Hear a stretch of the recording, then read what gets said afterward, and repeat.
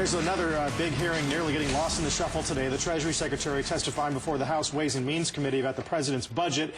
The preview of that is Congressman Paul Ryan. Also, our guest host today is the former House Majority Leader, Dick Armey. Congressman Ryan, good to see you back. Hey, good morning, Becky Joe Carl. Nice to see you got the old man with you today. Oh, man, great. He's going to take that out on us, you know. You're a dead man now, Ryan. It's fascinating, Congressman Ryan, is to watch the president in things like that Baltimore back and forth, where he is actually, I think you could argue, giving you some props for the proposals you put on the table. You feeling that? Yeah, look, I'm one guy from Wisconsin who's actually put out a budget plan that the Congressional Budget Office says works, actually pays off our deficit, and our debt. Look, I think it's kind of strange you get all this attention for simply doing your job when the president's own budget, by his own Treasury Secretary's admission, actually is unsustainable and not credible. So, look, we need the budget. We've got a real fiscal crisis on the horizon with this debt and entitlements. Unless we get serious about fixing this problem, the TARP episode that we talked about, for that long weekend is going to look like chicken feed compared to the problems we will have if we don't get a handle on our fiscal situation. Yeah, and we just got done talking about China selling off some of our debt in December. Right. Do you think that's going to mark a turning point? Yeah, I do. Look, what we have is a budget that triples our national debt, that never gets the deficits to sustainable levels, $2 trillion in higher taxes, $3.8 trillion in additional spending, and a new entitlement. This is the budget the president's trying to pass now. If you actually look at the budget, they have this little table underneath. Looks like kind of one of those cigarette pack warnings that says, oh, we're just going to punt all the tough decisions to a commission. Look, if one guy from Wisconsin in Congress could come up with a plan that actually fixes the problem, surely the President of the United States, with all of his cabinet and OMB, can come up with a plan to fix our fiscal problem. Congressman, obviously, or leader, the argument's going to be housing's tentative, right? Job market's tentative. Where's the line between getting serious and getting the economy righted again? Well, if you take a look at Paul Ryan's roadmap, it's one of the most courageous and ingenious devices we've seen out of Congress for some time. It hurts me to say that for you, Paul, but you've really done a great job, and you deserve to be complimented. But it is a long-run policy plan for America, and it's serious work. Now, the problem with the president and the White House and everybody around him is they only have short-run political plans for today for me. This reminds me of an old country western song. I don't care what's right or wrong. I don't try to understand. Let the devil take tomorrow, but tonight I need a friend. Help me make it through the night. And the president just wants to get through the night. And the night now is the next elections. And quite frankly, if he gets lucky, the Republicans will gain a majority. Paul Ryan will be the chairman of the Budget Committee, and he'll get that kind of strengthening relationship with a responsible Congress trying to control spending that can save his presidency. Do you think, Congressman, that a Republican House and a Democratic Senate could get more work done than what we got? Nothing's getting done right now with a full Democratic majority. They can't even pass their agenda because it's really unpopular with the American people. So we'll see. But the point is this. If we actually get a handle on our fiscal situation, focus on spending, that's going to help the economy. That's going to give us, that's going to bring interest rates lower in the future. It's going to give investors more confidence that their taxes aren't going to go through the roof in the future.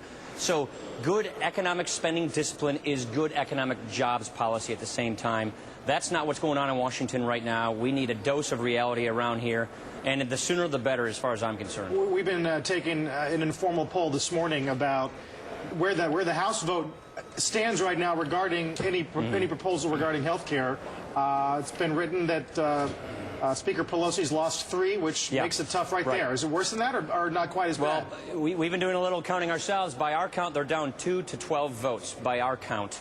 The president's bill doesn't do this 2-pack amendment, so it funds abortions. That's about 10, 12 votes right there. You had a couple Democrats leave. Joe Gow's on our side on this issue now. That means they are down, they're in deficit, and they're trying to flip Democrats to vote for this. And this bill is basically the same bill. We're basically talking about the same policy, a brand new entitlement, which is a government takeover of health care. When it's fully financed and phased in, is $2.3 trillion over 10 years.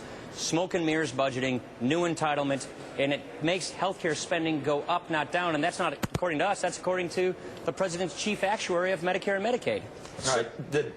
Then what happened? The skinnier bill, and then they do a bunch of stuff later? Well, this bill, this bill could fail, and I think it has a decent chance of failing. They're going to try and jam it through with reconciliation. If they fail to do that, then I think they'll conclude they have a failed presidency on their hands, and then maybe then they'll come talk to Republicans about what we can actually do to collaborate to fix what's not working in health care. So you don't think that's what's happening tomorrow? No, not at all. Look, It is a meeting between Democrats and Republicans, is it not? I'm familiar with this meeting. It's with the TV cameras. We've talked about this meeting, but the problem is they're not meeting with us when the TV cameras are off. They're meeting in secret, cutting deals behind closed doors to try and jam this thing through. They're still going to try and jam their thing through. If they fail to do that, then only maybe, hopefully, we can actually collaborate and fix some problems around here. My own view is the clock's really caught up with this presidency. Obviously, the Senate race in Massachusetts made a big difference. But the fact of the matter, Paul, you get to measure on the floor as you talk and walk among your colleagues. This national uprising that is precipitated largely out of a reaction to this militant insistence on doing the wrong thing in health care has unnerved a lot of people. So, quite frankly, there's an awful lot of members when and if they're facing that vote, they're going to say, look, I'm not giving up my job to help you and George Miller and all of you liberals in that wing of the party achieve your lifetime objective of gaining control of health care. I'm not going to give up my job for you. And frankly, I think they have a very, very tough time getting their votes. I'll tell you, I had the most swing district in Washington, in Congress, according to Charlie Cook. Dukakis, Clinton, Gore, and Obama won my district. I can't go to the gas station, the grocery store, my daughter's soccer game without somebody coming up to me saying, please kill this health care bill. Right. You know, this is a national uprising. That's not just a Republican Tea Party movement. It's really everybody, because they're really worried about what this is going to do to their health care and our budget situation. So the Times this morning says this is beginning to feel like the start of the final act. Yes, I think that's right. Do Republicans feel like they are within grasp of putting this thing to bed for good? I think we're about a month away from that. I mean, we'll see if they can muscle the votes. They've been pretty good at muscling votes. I mean, cap and trade, for example. They were down 24 votes the night before it came to the floor. They passed it by 8. So the Speaker has been really good at breaking arms, making promises, and muscling votes. She has a perfect track record on that, so don't count her out. But right now, we think they're down and in deficit when it comes to passing this bill. But I might also point out, between now and whenever they shut down business, the more they insist on trying to do this, the more they play out their heavy-handed tactics, the more they're losing the next election. Because the nation is aware. They need to understand they live in an internet world now, and people are getting their information from someplace other than MSNBC or other soft news sources that are pandering to the left. Wait. Hold on. Aren't you guys in the same holding company? Yeah. I mean, you guys are in the same company, CNBC right? with all our heart, don't we? One last question, Congressman Ryan. If the offensive in Afghanistan continues to proceed as it is, if job growth does start ticking up into the 100,000 range, doesn't that give a little wind to the Democrats' back? We got to have 250,000 jobs every month for 5 years to get back to 5% unemployment. Not recovering everything we've lost, look, but I'm talking trend. Look, I was in Afghanistan 3 weeks ago. The counterinsurgency strategy, I think, is the right strategy. The surge that's occurring is the right strategy.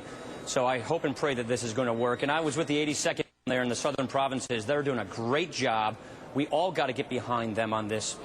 If the economy starts to pick up, I just don't see unemployment getting anywhere close to where we're all comfortable with where things are going in this country. And I really don't think this uprising in America is temporary. I think it's building, not shrinking. Well, we went from budget to health care to foreign policy. There's a lot going on. Congressman, always good to have you on the program. You bet. Nice to be with you guys. We'll see you later. All right, we have more with our guest host, Dick Armey, coming up. But first, let's check on the dollars. We head to break. Squawk Box will be right back.